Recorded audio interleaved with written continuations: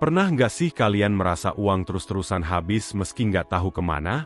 Ternyata, ada 10 pembelian yang bisa bikin kalian terus-terusan miskin. Video ini akan membuka mata kalian. Dan pastikan kalian nggak skip. 1. Langganan TV kabel premium. Pernahkah Anda merasa tagihan TV kabel bulanan terus membengkak? Padahal banyak acara yang bisa Anda tonton melalui layanan streaming? Di Indonesia, TV kabel premium seperti Indovision atau First Media menawarkan berbagai channel menarik, tapi biayanya cukup besar, bahkan bisa mencapai ratusan ribu rupiah per bulan. Kini, dengan adanya layanan streaming seperti Netflix, Disney, atau Video, Anda dapat menikmati hiburan berkualitas tanpa biaya langganan TV kabel yang mahal. Banyak acara TV, film, dan serial terbaru yang bisa ditonton hanya dengan membeli paket streaming yang jauh lebih terjangkau. Selain itu, cara lain untuk mengurangi pengeluaran ini adalah dengan menonton di tempat umum seperti kafe atau pusat hiburan yang menyediakan layar besar untuk menonton pertandingan olahraga atau film bersama teman-teman. Ini juga bisa menjadi alternatif hiburan yang menyenangkan tanpa harus mengeluarkan biaya langganan TV kabel. Jadi, jika Anda merasa biaya TV kabel semakin memberatkan, saatnya beralih ke pilihan streaming yang lebih efisien. 2. Kopi mahal di kedai premium. Siapa yang tidak suka menikmati secangkir kopi di kedai premium seperti Starbucks atau Cafe Bean? Sensasi ngopi sambil bersantai memang menyenangkan. Tapi tahukah Anda bahwa kebiasaan ini bisa menguras uang dalam jumlah yang besar? Bayangkan jika Anda membeli kopi setiap hari, biaya tahunan bisa mencapai jutaan rupiah. Di tengah gaya hidup yang sibuk, terkadang kita menganggap ini sebagai kebutuhan untuk relaksasi. Padahal biaya yang dikeluarkan sangat tidak sebanding dengan hasilnya. Alternatif yang lebih hemat adalah dengan membuat kopi sendiri di rumah menggunakan kopi bubuk atau mesin kopi yang harganya jauh lebih terjangkau. Atau, jika Anda tetap ingin menikmati kopi dari kedai premium, cobalah memanfaatkan program loyalty atau promo diskon yang sering ditawarkan. Banyak juga cara untuk mengumpulkan poin atau hadiah melalui aplikasi seperti Swagbucks, yang memungkinkan Anda mendapatkan kartu hadiah Starbucks dengan melakukan aktivitas online seperti survei atau belanja. Dengan cara ini, Anda bisa tetap menikmati kopi favorit tanpa harus mengeluarkan uang ekstra. 3. Biaya ATM yang tidak perlu. Di Indonesia, banyak bank yang mengenakan biaya tambahan jika Anda menarik uang dari ATM yang tidak terafiliasi dengan bank Anda. Biaya ini bisa terlihat kecil, misalnya Rp5.000 per transaksi. Tetapi jika Anda sering menarik uang tunai dari ATM yang tidak sesuai, biayanya bisa bertambah besar dalam setahun. Misalnya, jika Anda menarik uang seminggu sekali, Anda bisa menghabiskan lebih dari Rp150.000 hanya untuk biaya ATM. Tentu saja, ini adalah pemborosan yang bisa dihindari. Untuk menghindari biaya ATM, pilihlah bank yang memiliki banyak cabang atau ATM di sekitar tempat tinggal atau tempat kerja Anda. Atau, manfaatkan transaksi digital yang tidak mengenakan biaya, seperti menggunakan aplikasi mobile banking atau dompet digital seperti OVO atau GoPay untuk membayar tanpa harus menarik uang tunai. Dengan sedikit perencanaan, Anda bisa menghindari biaya-biaya tak terduga ini dan menjaga keuangan tetap sehat. 4. Listrik phantom yang memboroskan. Pernahkah Anda mendengar istilah listrik phantom? Ini adalah istilah untuk daya yang masih disedot oleh perangkat elektronik meskipun sudah dimatikan, seperti charger ponsel, TV, atau peralatan elektronik lainnya. Mungkin terdengar sepele, tetapi jika Anda tidak mematikan perangkat secara keseluruhan atau mencabutnya dari stop kontak, biaya listrik bisa meningkat tanpa Anda sadari.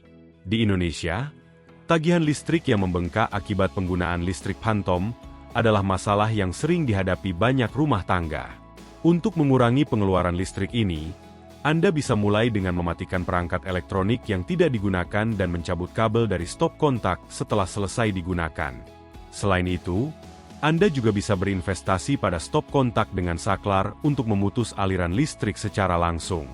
Dengan cara ini, meskipun terlihat sederhana, Anda bisa menghemat biaya listrik bulanan yang cukup signifikan. Ingat, kebiasaan kecil ini bisa berdampak besar dalam jangka panjang. 5. Biaya bank yang tidak perlu. Biaya administrasi bank di Indonesia bisa sangat membebani, terutama jika Anda sering dikenakan biaya untuk layanan seperti transfer antar bank, tarik tunai di ATM luar jaringan, atau biaya kartu kredit tahunan. Biaya-biaya ini bisa menjadi beban yang tidak terlihat, tetapi dalam setahun, totalnya bisa sangat besar. Oleh karena itu, penting untuk memilih bank yang menawarkan layanan tanpa biaya administrasi atau dengan biaya yang lebih rendah. Banyak bank digital di Indonesia, seperti Genius atau OVO, yang memberikan kemudahan transaksi tanpa biaya bulanan, dan bahkan menawarkan keuntungan seperti cashback atau diskon. Selain itu, Anda juga bisa memanfaatkan bank dengan banyak cabang atau ATM di seluruh Indonesia, agar tidak dikenakan biaya saat menarik uang tunai. Ada juga bank yang menawarkan bebas biaya untuk transaksi online atau pembayaran tagihan. Dengan memilih bank yang tepat, Anda bisa menghindari biaya-biaya yang tidak perlu dan lebih fokus pada tabungan atau investasi jangka panjang. 6. Air kemasan yang mahal. Air kemasan memang praktis. Tetapi tahukah Anda bahwa harga air kemasan bisa jauh lebih mahal dibandingkan air keran yang telah difilter?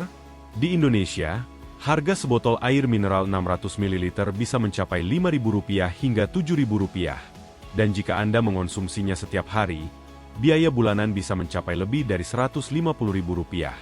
Padahal, dengan menggunakan air keran yang sudah difilter, Anda bisa menghemat banyak uang. Selain itu, membeli galon air isi ulang atau menggunakan filter air di rumah bisa menjadi pilihan yang jauh lebih ekonomis dalam jangka panjang. Kebiasaan membeli air kemasan setiap hari juga berdampak buruk bagi lingkungan, karena plastik yang digunakan sulit terurai dan berkontribusi pada masalah sampah plastik.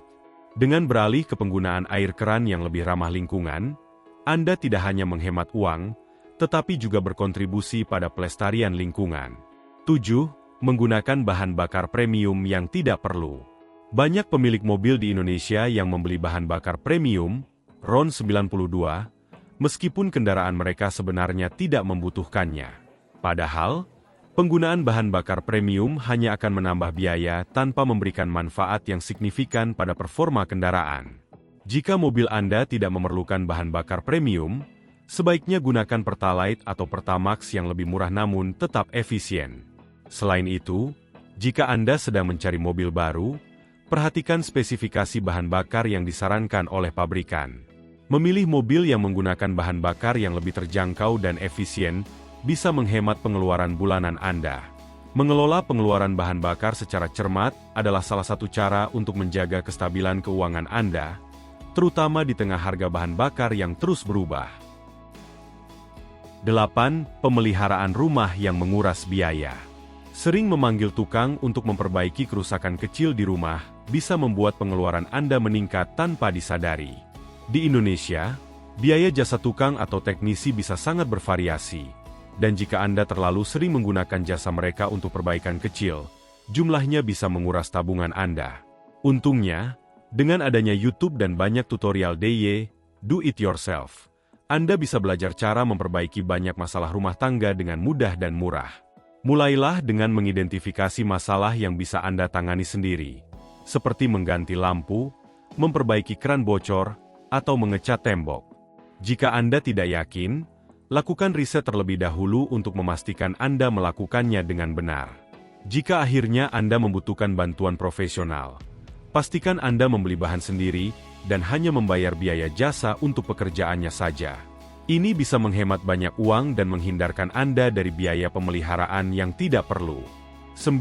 Manikur dan pedikur mahal. Di Indonesia, kebiasaan merawat diri di salon, seperti manikur dan pedikur, bisa sangat mahal jika dilakukan rutin setiap minggu. Biaya sekali treatment bisa mencapai Rp100.000 hingga Rp200.000, yang dalam sebulan bisa menjadi pengeluaran yang cukup besar. Tentu saja, Anda bisa menghemat uang dengan merawat kuku dan melakukan perawatan diri di rumah. Dengan sedikit latihan, Anda bisa belajar melakukan manikur dan pedikur sendiri, menggunakan alat-alat yang tersedia di pasaran dengan harga yang jauh lebih murah. Selain itu, Anda bisa mengatur waktu perawatan dengan lebih efisien. Misalnya, melakukan perawatan kuku setiap 2 minggu sekali, dan hanya pergi ke salon untuk perawatan khusus. Selain menghemat uang, ini juga memberi Anda kesempatan untuk mengontrol kualitas perawatan dan memanfaatkan waktu dengan lebih bijak. Kebiasaan ini bisa memberikan banyak keuntungan dalam jangka panjang. 10. Jaminan ekstensi yang tidak diperlukan. Saat membeli barang elektronik, gadget, atau perangkat mahal lainnya, seringkali Anda ditawarkan untuk membeli jaminan ekstensi atau garansi tambahan yang dijual oleh penjual.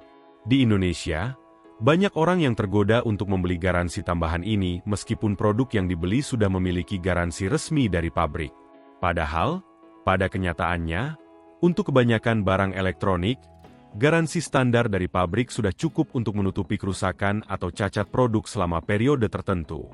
Garansi tambahan ini seringkali hanya memberikan perlindungan ekstra yang mungkin tidak terlalu dibutuhkan, terutama jika Anda membeli barang dengan kualitas yang sudah terjamin.